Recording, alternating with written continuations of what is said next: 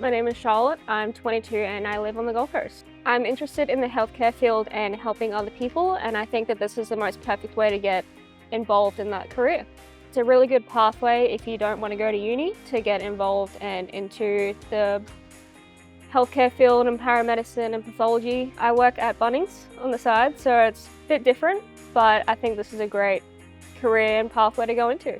I think the first day was really good to finally put in everything into prac that we've been studying.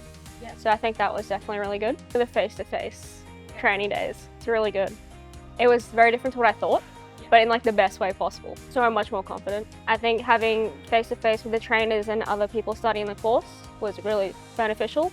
And I feel confident now to go into a room by myself and be able to follow the right procedures and steps.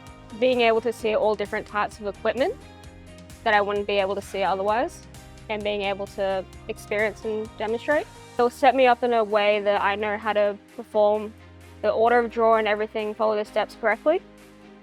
I would 100% recommend it. It's really good, like I said, as a pathway and gateway into pathology.